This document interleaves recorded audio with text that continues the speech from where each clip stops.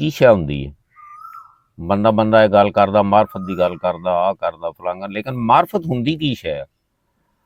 ਖਾਲਕ ਦੀ ਉਹ ਪਹਿਚਾਣ ਜਿਹੜੀ ਦਿਲ, ਰੂਹ ਤੇ ਵਜਦਾਨ ਦੇ ਜ਼ਰੀਏ ਹਾਸਲ ਕੀਤੀ ਜਾਵੇ, ਨਾ ਕਿ ਸਿਰਫ ਅਕਲ ਦਲੀਲ ਦੇ ਨਾਲ। ਖੁਦ ਸ਼ਨਾਸੀ ਇਹਦੇ 'ਚ ਹੁੰਦੀ ਇੱਕ, ਜਿਹਦੇ ਵਿੱਚ ਜਿਸ ਬੰਦੇ ਨੇ ਆਪਣੇ ਆਪ ਨੂੰ ਪਛਾਣ ਲਿਆ, ਉਹਨੇ ਰੱਬ ਨੂੰ ਪਛਾਣ ਲਿਆ। ਅੱਲਾ ਦੀ ਜ਼ਾਤ, ਸਫਾਤ ਤੇ ਕੁਰਬ ਦਾ ਸ਼ਊਰ ਹੋਵੇ, ਜ਼ਾਰੀ ਹਵਾਸ ਦੇ ਅੱਗੇ, ਜ਼ਾਰੀ ਹਵਾਸ ਤੋਂ ਵੀ ਅੱਗੇ ਵੇਖਣ ਦੀ ਸਲਾਹੀਅਤ, ਦੁਨੀਆ ਦੇ ਫਰੇਬ ਦੇ ਵਿੱਚੋਂ ਨਿਕਲ ਕੇ ਹੱਕ ਨੂੰ ਹਾਸਲ ਕਰਨਾ ਮਾਰਫਤ ਅਖਵਾਉਂਦਾ ਹੈ। ਅੱਜ ਕੱਲ੍ਹ ਹਰ ਬੰਦਾ ਹੀ ਜਿਹੜਾ ਦੂਸਰੇ ਨੂੰ ਜਿਹੜਾ ਮਾੜਾ ਜਿਹਾ ਸਫੈਦ-ਪੋਸ਼, ਉਹ ਕਹਿੰਦਾ ਯਾਰ ਇਹ ਬਹੁਤ ਪਹੁੰਚਿਆ ਹੋਇਆ, ਬਹੁਤ ਮਾਰਫਤ ਬੜੀ ਦੂਰ ਦੀ ਗੱਲ ਆ।